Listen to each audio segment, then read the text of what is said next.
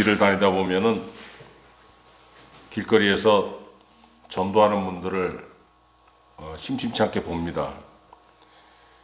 근데 그분들을 보면은 기특하기도 하면서 안타깝기도 해요. 노력도 가상하고 참 하나님의 은혜가 그 사람 심령 속에 있으니까 저렇게 전도하는 건데, 아무리 봐도 듣는 사람이 없습니다. 전도지 나눠줘도 쳐다보지도 않고 휙 버리고, 어떤 사람은 미안하니까 저 멀리 가서 안 보이는 데서 버리고, 어떤 사람 대놓고 그냥 무시하기 위해서 그냥 휙 보는 데서 집어던지고, 그런 거 보면은 속상합니다. 아휴, 도대체 누가 듣지? 시간 낭비, 돈 낭비. 또 전도할 때 그러잖아요. 오직 주 예수를 믿어야지만 구원받는다고 하니까 안 믿는 사람들은 욕합니다, 거기서. 아니, 기독교는 왜 저렇게 독선적이야? 왜 쥐들만 잘났다 그래? 왜 구원이 쥐들한테만 있다 그래? 이런 것을 보면은 마음속에 참 안타깝습니다. 그러면서 아마 이 생각들 다들 해보셨을 거예요. 아니, 전도를 하긴 해야 되는데 저렇게 미련하고 촌스러운 방법밖에 없나? 좀 더 효율적이고 남들이 볼 때 세련되게 보일 만큼 고급스러운 방법은 없을까? 이런 생각들 다 해보셨을 거예요. 그런데 그런 방법은 없습니다. 그게 촌스럽게 보일지라도 그렇게 해서 전도하라는 것이, 구원의 말씀을 전하라는 것이 우리 주 예수님의 명령이에요. 마가복음 16장 15절에 부활하신 예수님이 제자들에게 뭐라고 말씀하셨냐면은, 너희는 온 천하에 다니면서 만민에게 복음을 전파하라. 믿고 세례를 받는 사람은 구원을 얻을 것이요 믿지 않는 사람은 정죄를 받으리라. 네가 전도할 때 그 말씀을 듣는 사람도 있을 것이고 그 말씀을 무시하고 지나치는 사람도 있을 것인데, 듣는 사람은 구원을 받을 것이고 듣지 않는 사람은 정죄를 받으리라. 분명히 말씀하셨어요. 전도가 왜 안 되지? 전도가 참 힘들지 않습니까? 해보면은. 그런데 대부분의 사람들이 어떻게 얘기하냐면은, 아이, 왜 안 되기는 교회가 타락해서 그렇지. 세상에 그냥 돈 한다고 교회까지 그냥 돈 하니까 사람들이 그걸 알고 교회라 그러면 에이, 진짜리 치잖아. 그래서 전도가 되지 않는 거야. 여러분, 이거 동의하십니까? 자, 그러면은 교회가 타락하지 않았다고 우리가 어느 시대에는 교회가 타락하지 않았다고 사람들이 되게 생각하냐면은, 초대교회 때 주님이 부활하시고 승천하신 후에 사도들이 교회를 세우고 막 전도하던 그 시절에는 전도가 잘 됐다고 사람들이 생각해요. 그럼 그 시대의 사람들이 복음을 환영했겠습니까? 초대교회 사도 중에 한 사람이 누굽니까? 사도 바울이잖아요. 고린도전서 1장 18절에 사도 바울이 뭐라고 얘기하냐면은, 십자가의 도가 멸망하는 자들에게는 미련한 것이요 구원을 받는 우리에게는 하나님의 능력이라. 왜 바울 사도가 이런 얘기 했겠습니까? 내가 하나님께 받은 은혜를 따라서, 내가 하나님께 받은 명령을 따라서 구원의 말씀, 복음을 전했더니 무시하고 조롱하는 사람들이 엄청 많더라. 그래서 바울이 뭐라 그랬습니까? 십자가의 도가 멸망하는 자들에게는, 이걸 거부하고 무시하고 조롱하는 사람들에게는 미련한 것이요. 왜 그 사람들이 구원의 복음을 무시하고 멸시하고 조롱하냐면은 미련해 보이니까 그런 겁니다. 미련해 보이니까. 아니, 무슨 나사렛 예수를 믿으면 그가 무슨 십자가에 달려 처형당했는데 그걸 믿으면은 구원을 받아? 웃기고 있네. 이렇게 멸시했다는 거예요. 그 시대에도. 그런데 바울이 뭐라고 하냐면은, 그럼에도 불구하고 구원을 받는 우리에게는 하나님의 능력이라. 소수가 그 복음을 받아들였는데, 그 복음을 받아들인 사람에게는 그 말씀이 뭐가 되냐면은 구원의 능력이 되더라는 겁니다. 예나 지금이나 사람을 구원하는 하나님의 말씀은 어떤 고급스럽고 어떤 효율적인 그런 방법을 통해 전파되는 것이 아니고, 전도라는 미련한 방법을 통해서 전파되는 거예요. 그래서 사도 바울이 고린도서 1장 18절에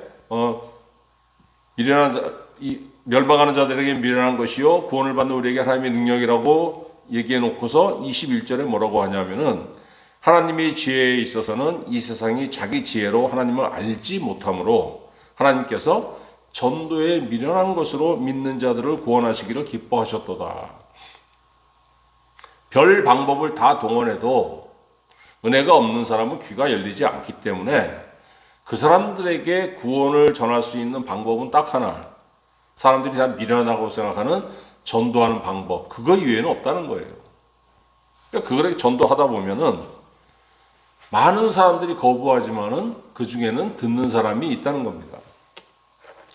근데 여러분 더 중요한 게 뭐냐면은 남을 구원하는 것보다 더 중요한 게 뭐냐면 나예요, 나. 우리 그냥 교회 다니면 난 당연히 구원 받았지 생각하는데 정말 그게 맞습니까? 구원의 은혜가 있어야 되는 거예요. 구원의 은혜가 있어야 구원 받은 거죠. 그래서 내가 진짜 구원에 들어있나? 어떤 때는 그런 것 같기도 한데 어떤 때는 아닌 것 같기도 합니다.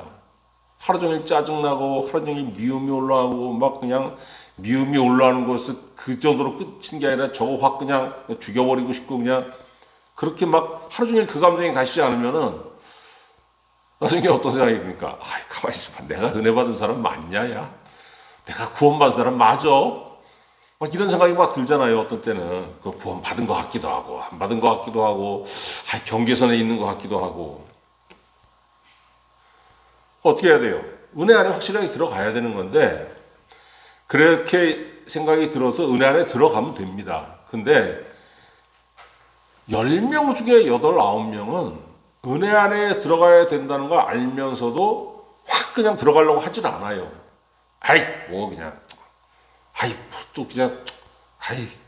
그냥 뭐 내일 하지 뭐 오늘만 날인가.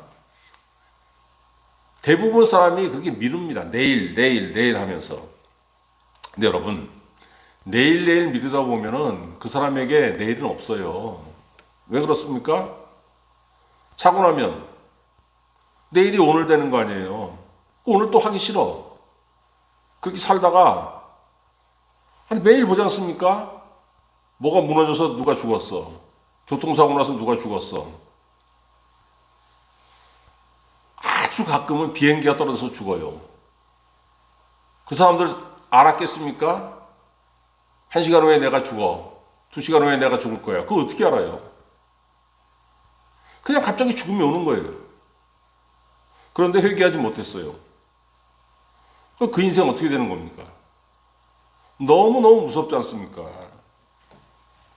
아주 작은 차이 하나로 영생과 영원한 멸망이 갈리는 거예요. 그래서 여러분 내일로 자꾸 미루는 사람은 그 망합니다. 잠언 24장 33절 네가 좀 더 자자 좀 더 졸자 손을 모으고 좀 더 누워있자 하니 너의 빈궁이 강도같이 오며 너의 곰핍이 군사같이 이르리라. 데살로니가전서 5장 3절 그들이 평안하다 안전하다 할 때 그때 임신한 여자에게 해산의 고통이 이름과 같이 멸망이 갑자기 그들에게 이르리니 결코 피하지 못하리라. 그래서 이런 말씀들을 보면은 하루 일과에 게으른 사람은 뭐가 망하냐면 주머니가 망해요. 일을 안 하고 게으름 피니까 돈이 없는 거죠. 그리고 말씀에 게으른 사람은 뭐에 망합니까? 영원히 망하는 거예요. 영원히 망하는 거 얼마나 무섭습니까? 하나님 계신 천국에 들어가지 못하고 지옥 간다는 말씀 아닙니까?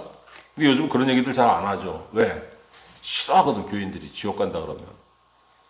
은혜 받아서 대박 나는 설교 막 그런 걸 원하지 천국과 지옥 얘기하는 사람 별로 없어요. 근데 그거 얘기해야 됩니다. 하나님께서 무엇을 통해서 사람을 구원하십니까? 돈 많이 줘서 그 사람 구원하십니까? 아니잖아요. 하나님은 자기 말씀을 인생들의 심령 속에 부어주심으로 인해 가지고 그 인생들을 구원하시기 때문에 우리는 하나님의 말씀을 듣고 그 말씀을 마음에 담아야 되는 거예요. 그러면 나도 모르는 사이에 구원의 능력이 나에게 임하는 겁니다. 로마서 1장 16절 내가 복음을 부끄러워하지 아니하노니 이 복음은 모든 믿는 자에게 구원을 주시는 하나님의 능력이 됨이라. 얼마나 여러분 은혜되는 말씀입니까? 내가 돈이 없어도 구원받을 수 있고 내가 학력이 모자라도 구원받을 수 있고 내가 IQ가 떨어져도 구원받을 수 있고 내가 능력이 부족해도 구원받을 수 있다는 거예요. 무엇 하나만으로 하나님의 말씀을 내 심령 속에 담았다는 그 사실 하나만으로. 그런데 오늘 8절 말씀 분명히 뭐라고 하십니까? 가령 내가 악인에게 이르기를 악인아 너는 반드시 죽으리라 하였다. 악인이라는 말씀 자꾸 하십니다. 악인이 어떤 사람입니까? 뭐 실정법을 어기고 무슨 뭐 살인, 강도 이런 걸 말씀하시는 게 아니에요. 하나님의 말씀을 무시하는 인간들, 알면서도 무시하는 인간들, 이런 걸 성경은 악인이라 그러는 거예요. 하나님이 계시면 알면서도 대놓고 무시하는 사람들. 뭐 계시는 거 알아. 근데 뭐 어쩌라고. 나 먹고 사는데 뭐 하나님이 무슨 뭐 하늘을 열어서 뭐 금덩어리를 부어주냐. 뭘 하냐. 하나님 하나님대로 계시고 나는 나대로 먹고 살라요. 간섭하지 마시오. 없는 것 같죠? 의외로 많습니다. 여러분 우리 교인들 중에는 가족들 중에 믿지 않는 사람이 있고 친구들 중에 믿지 않는 사람이 있는데 그 말씀으로 권면하는 것을 싫어합니다. 꺼려요. 왜? 그게 얘기해가지고 반응이 좋게 돌아오면 상관이 없는데 100번을 했을 때 98번, 99번은 이게 악한 반응이 돌아옵니다. 아이 너도 예수 믿으면서 뭐 제대로 뭐 하지도 못하는 것이 무슨 누구한테 믿으라고. 아유, 그런 얘기 들으면 얼마나 쫄립니까? 그러니까, 나중에. 여러분, 근데 구원을 위해서 허락된 시간이 그렇게 길지가 않습니다. 평생 그 기회가 있을 것 같은데 그렇지 않다는 거예요. 히브리서 3장 13절, 오직 오늘이라 일컫는 동안에 매일 피차 권면하여 너희 중에 누구든지 죄의 유혹으로 완고하게 되지 않도록 하라. 오늘 하루가 중요하다는 거예요. 오늘 하루. 내일 일은 내가 어떻게 합니까? 오늘은 지금 내가 살아가고 있는 시간이잖아요. 무엇이든지 이 시간 안에 이루어져야지 회개도 이 시간 안에 이루어져야 되는 것이고. 내 친구들 중에서는 예수 믿는 사람들이 친한 친구들 중에서는 없어요. 그러니까 제가 몇 년 전에 가끔 그랬고 요즘 자주 얘기합니다. 단톡방에다가 뭐라고 쓰냐면은 야 인생의 4분의 3을 살았지 않냐. 이제 4분의 1 남았다. 우리가 뭐 사건 사고로 아니면 갑자기 중병이 들어서 확 죽어버린다든가 그러기 전에는 우리 인생이 이제 4분의 1이 남았는데 이제는 우리 영혼도 되돌아봐야지. 목사인 제가 그런 얘기하는 건 뻔한 거 아닙니까? 너희들이 교회를 다니든지 아니면 성당이 좋으면 성당을 가든지 천주교를 믿든지 해서 구원받으라는 권면이에요. 몇 년 전만 하더라도 이런 권면을 하면은 반발이 있었습니다. 근데 요즘은 아무도 반발하지 않아요. 왜 그러겠습니까? 젊은 시절에는 막 뭐가 뭐 있을 줄 알고 막 중불나게 막 달려가고 막 그냥 잡으려고 치열하게 노력했는데 그 잡아보고 뭐해도 별거 없거든, 인생이. 그러니까 허무한 겁니다. 아, 이거 뭔가 내가 잘못 가고 있구나. 이런 마음들이 드는 거예요. 이제 60 넘어가니까. 그러니까 아무도 그래 대놓고 나 다닐게 이 얘기 못해도 안 해도 반발을 하지 않는 거예요. 실제로 그러니까. 이렇게 가다 보면은 뭔가가 이루어지겠죠. 제가 군대 제대하고 근데 남자들이 이제 군대 제대하면은 어떤 생각이 드냐면은 어머니 말씀 잘 들어야 되겠다. 이제 집에 가면은 군대 가기 전 얼마나 철없습니까 아들들이. 근데 이제 군대를 제대할 때쯤 되면 철이 드는 거예요.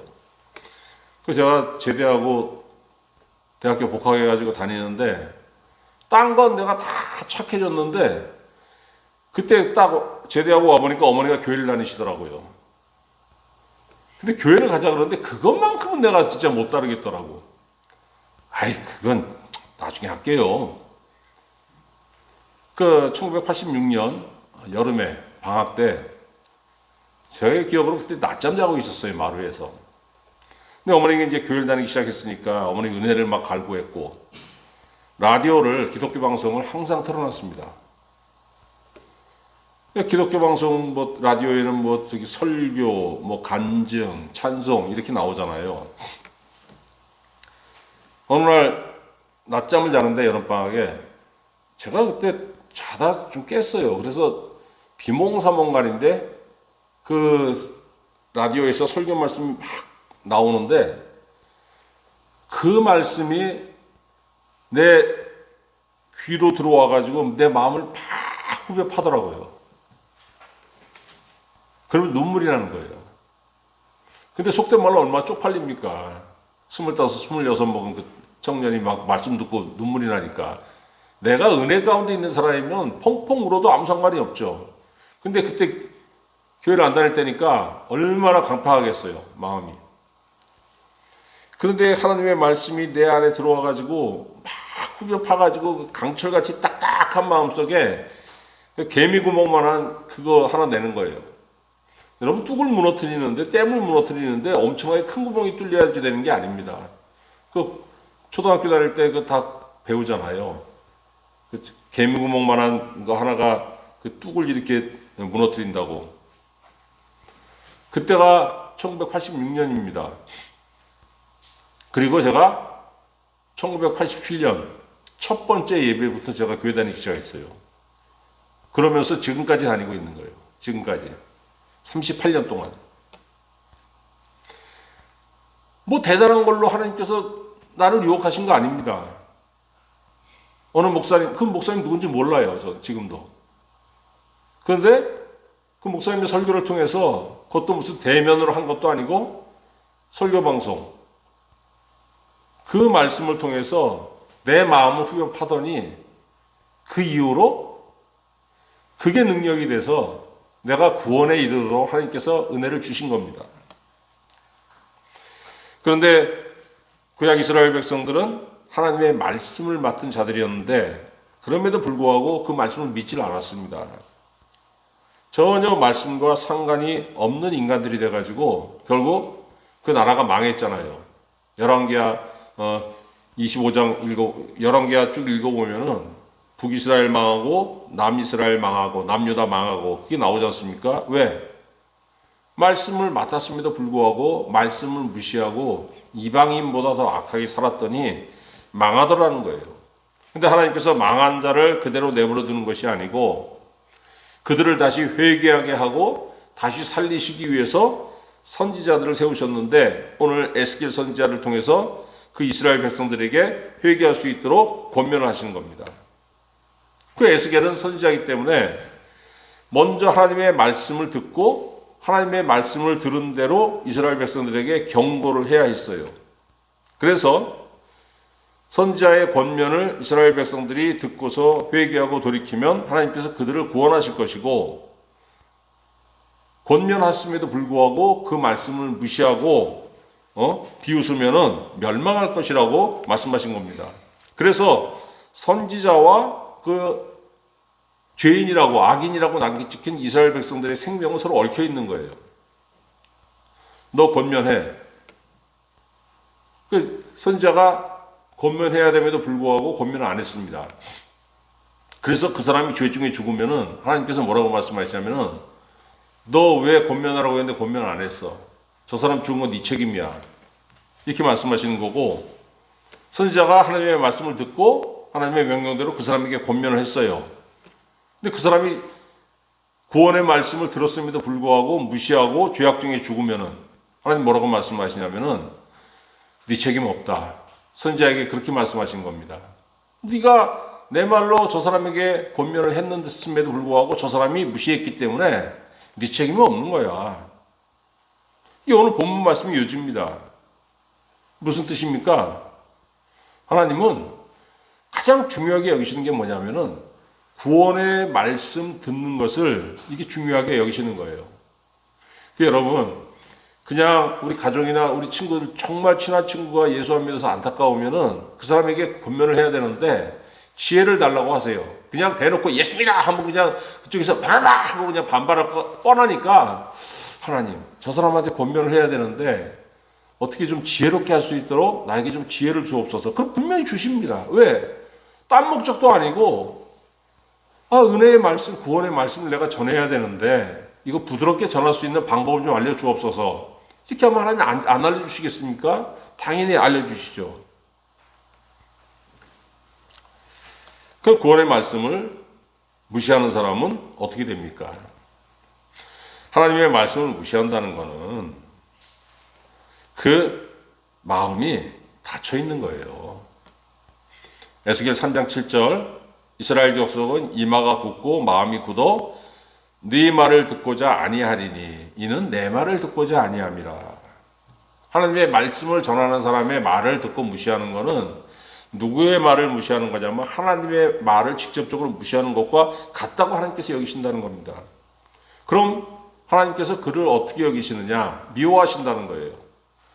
잠언 3장 32절 패역한 자는 여호와께서 미워하시나 정직한 자에게는 그의 교통하심이 있느니라. 그렇기 때문에 여러분 하나님의 말씀을 무시하는 사람은 반드시 망할 수밖에 없는 겁니다. 잠언 13장 13절 말씀을 멸시하는 자는 자기에게 패망을 이루고 내가 하나님의 말씀을 무시했더니 내가 나를 멸망시키게 한다는 겁니다. 내가 나를. 그러니까 자기에게 패망을 이룬다고 분명히 말씀하시잖아요. 남 때문에 망하는 게 아니고 네가 너 때문에 망하는 거야. 왜? 하나님의 말씀을 무시했더니. 그런데 계명을 두려워하는 자는 상을 받느니라. 말씀을 중히 여기는 사람은 하나님께서 상을 주신다는 거예요.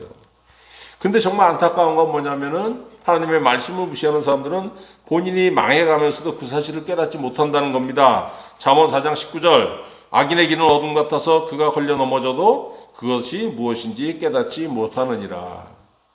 저 분명히 넘어져서 죽을 상태에 처해 있는데도 본인이 지금 죽을 상태에 처해 있는 것도 모르고 그냥 뭐 잘났듯이 까불고 다닌다는 겁니다. 그래서 여러분 이 모든 이유들로 인해서 하나님을 모르는 자는 살면 살수록 구원에서 멀어질 수밖에 없는 거예요.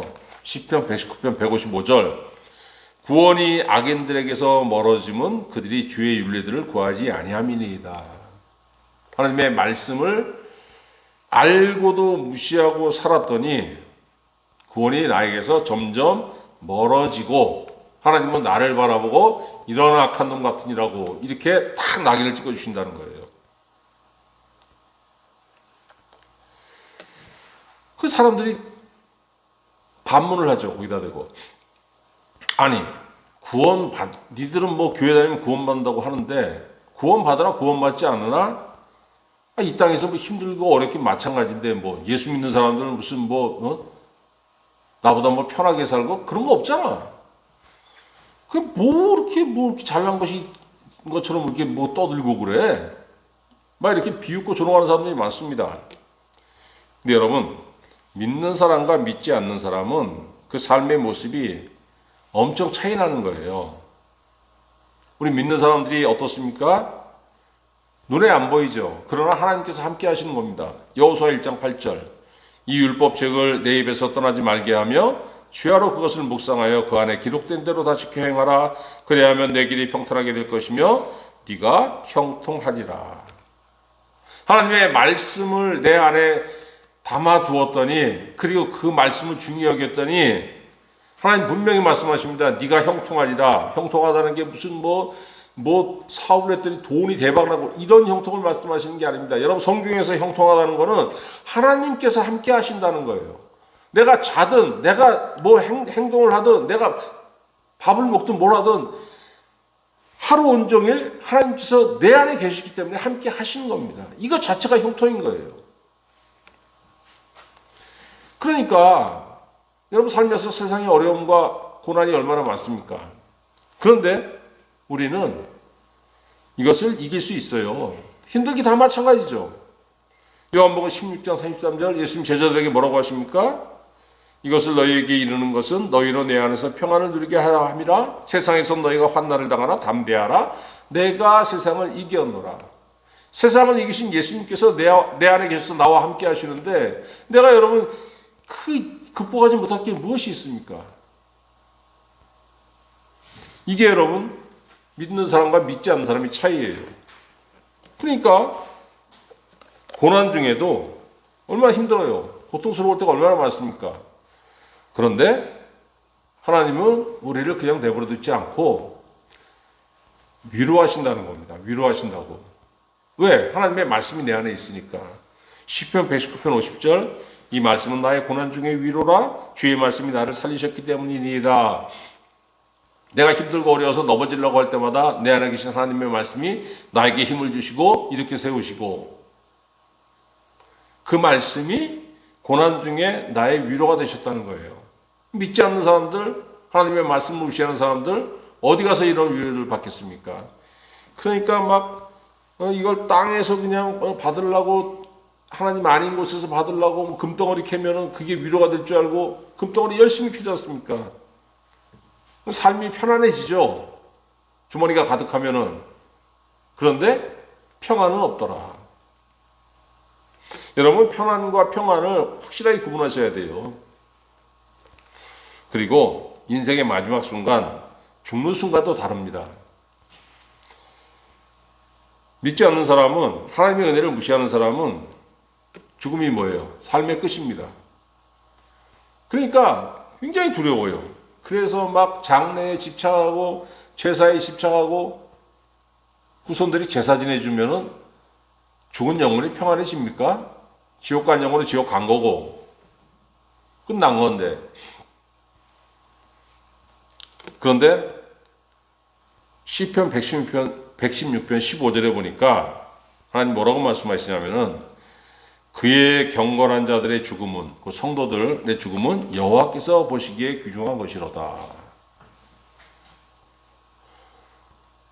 은혜 받고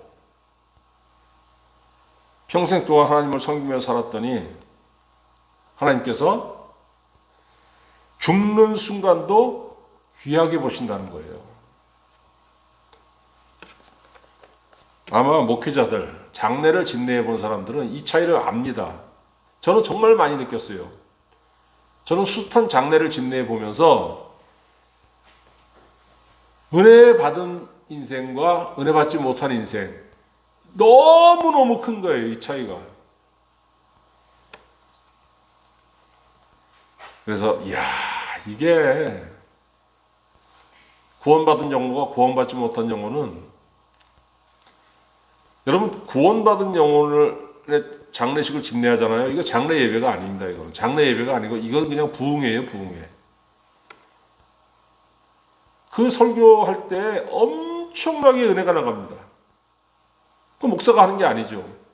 하나님께서 목사를 통해서 유족들을 위로하시는 거죠. 은혜를 주시는 거고. 그런데 교회는 다녔어도 구원받지 못한 사람도 있을 거 아닙니까? 그 장례 예배가 그렇게 힘들어요. 그렇잖아요. 하나님과 관계 없는 사람 아닙니까? 은혜 받지 못하고 구원받지 못했으니까. 하나님과 아무 관계가 없는 사람을 목사가 가서 집례하려니까 얼마나 힘들겠어요, 그거. 그런데 믿지 않는 사람들 입장에서 보기엔 이 모든 것들이 보이지 않는 거 아닙니까? 알 게 뭡니까? 땅에 십자갈 수밖에 없는 거죠. 구원의 말씀, 은혜의 말씀 우습게 여긴다는 거예요. 교회에 다니지 않는 사람들 대상으로 하는 말씀이 아닙니다. 교회에 다님에도 불구하고 하나님의 말씀을 우습게 여기고 구원과 관계없는 사람들이 얼마나 많습니까? 예수님께서 직접 대놓고 말씀하신 게 누구입니까? 하나님의 백성이라고 하는 이스라엘 사람들 아닙니까? 유대인들. 마태복음 7장 26절에 예수님 뭐라고 하십니까? 나의 이 말을 듣고 행하지 아니하는 자는 그 집을 모래 위에 지은 어리석은 사람 같으니 비가 내리고 창수가 나고 바람이 불어 그 집에 부딪힘에 무너져 그 무너짐이 심하니라. 내가 교회는 다니는데 아무리 생각해도 그 성경 읽어보고 설교 말씀 들어도 그 말이 안 되잖아. 그거 무슨 죄 짓지 말고 착하게 살라고 하는 공자 말씀과 뭐 예수님 말씀이 뭔 차이가 있어. 그냥 살면서 죄 안 짓고 그냥 남한테 피해 안 주고 나 하고 싶은 대로 살면 되는 거지. 그렇게 살았더니 어떻게 됩니까? 삶이 무너져 내리게 된다는 거예요. 여러분 이거 영적인 관점에서 얘기하는 겁니다. 이거 막 무슨 사업체가 무너지고 이런다는 거 아니에요. 은혜 없어도 돈 잘 버는 사람 얼마나 많습니까? 그런데 그들이 하늘에서 받을 어떠한 상도 없다는 거예요. 다 무너져 버렸으니까. 오늘 33장 7절에서 11절 말씀이 3장 17절에서 21절 말씀과 똑같습니다. 오늘 본문 말씀이. 이 내용이 이미 3장 17절에서 21절에 나왔다는 거예요. 왜 그렇습니까? 구원의 말씀을 듣는 것이 중요하기 때문에 또 나오고 같은 내용이 나오는 거예요. 여러분 죄악에 찌든 영혼은 그 인생이 참 힘듭니다. 힘이 없어요. 나이 보기엔 똑같은 것 같아도 돌이킬 힘도 없는 겁니다. 너무 힘드니까. 10절 보세요. 10절 같이 읽어봅시다. 시작. 그런즉 인자야 너는 이스라엘 족속에게 이르기를 너희가 말하여 이르되 우리의 허물과 죄가 이미 우리에게 있어 우리도 그 가운데 쇠퇴하게 하니 어찌 능히 살리요 하라. 뭡니까 여러분 이 말씀이? 자포자기. 아유 죄가 있는 건 아는데요. 돌이켜야 되는데요. 돌이킬 힘도 없습니다. 너무 죄악에 끌다 보니까 아유 하나님 벗어나야 되는데요. 그런데 벗어날 힘이 없다는 거예요. 그런데에도 불구하고 11절에 분명히 뭐라고 하십니까? 너는 그들에게 말하라. 주 여호와의 말씀이니라. 나의 삶을 두고 맹세하느니 나는 악인이 죽는 것을 기뻐하지 아니하고 악인이 그의 길에서 돌이켜 떠나 사는 것을 기뻐하노라. 이스라엘 족속아 돌이키고 돌이켜라. 너희 악한 길에서 떠나라. 어찌 죽고자 하느냐. 이렇게 말씀하시잖아요. 어떻게 하라는 겁니까? 내가 내 선지자 보냈잖아. 선지자가 하는 말씀 잘 들어. 자포자기에서 벗어날 수 있는 방법 뭘 막 하고 그래야 되는 게 아니고 그 말씀 잘 들으면 돼. 그럼 내가 너희 살릴게. 하나님 분명히 약속하시지 않습니까? 구약시대 선지자를 통해서 자기 백성을 부르셨어요. 에스겔 선지자, 예레미야 선지자, 이사야 선지자부터 시작해서 미가 선지자, 나움 선지자 얼마나 많습니까 선지자들이. 그런데 이 시대에는 우리를 교회로 부르셨어요. 교회로 부르셔가지고 예수 믿게 하신 것은 뭡니까? 구원의 자리, 생명의 자리로 부르신 거예요. 그래서 여러분 교회 다니면서 제일 중요하게 여겨야 될 건 뭐냐면은 하나님의 말씀을 내 안에 두는 거. 이 말씀이 나의 힘이요, 나의 능력이요, 나의 구원이 되는 거예요. 뭐 딴 데서 나오는 게 아닙니다. 구원이. 로마서 10장 17절 믿음은 들음에서 나며 들음은 그리스도의 말씀으로 말미암았느니라. 하나님의 말씀, 예수님의 말씀을 자꾸 들었더니 거기서 뭐가 납니까? 믿음이 나고 그 믿음에서 구원이 나는 거예요. 그리고 구원 받은 후에는 그걸로 끝이 아니고 말씀을 통해서 성숙한 신앙인으로 자라가야 되는 거예요. 에베소 4장 13절 우리가 다 하나님의 아들을 믿는 것과 아는 일에 하나가 되어 온전한 사람을 이루어 그리스도의 장성한 분량이 충만한 데까지 이르리니. 구원받은 후에는 성숙한 신앙인으로 자라가야 된다는 겁니다. 그래서 여러분 설교자에게 이게 굉장히 책임이 막중한 거예요. 저는 그걸 항상 느낍니다. 저는 다른 능력은 아무것도 없는 사람입니다. 뭐 교회를 잘 꾸미고 뭐 행사 같은 거 막 해가지고 그럴 돈도 없고 그럴 능력도 없어요. 저는. 그런데 아무 능력이 없는 저는 한 가지 결심했습니다. 말씀하는 만큼은 진실로 전하자. 그걸 위해서 내 모든 걸 다 걸자. 여러분 뭘 해야 됩니까? 교회 다니면서 하나님의 말씀을 듣고 은혜 받는 거 이외에 딴 거 바라보지 마세요. 그거 하나면 족한 겁니다. 그럼 어떻게 됩니까? 여러분 심령 속에 구원의 말씀이 담기고 은혜의 말씀이 담기고 그래서 구원받은 성도가 되고 구원받은 예 하나님의 말씀이 힘되고 능력이 되고 은혜가 돼가지고 그걸 통해서 여러분이 장성한 신앙인으로 자라간다는 거예요. 이 은혜가 여러분의 삶 속에 충만하시기를 우리 주 예수 그리스도의 이름으로 축원합니다.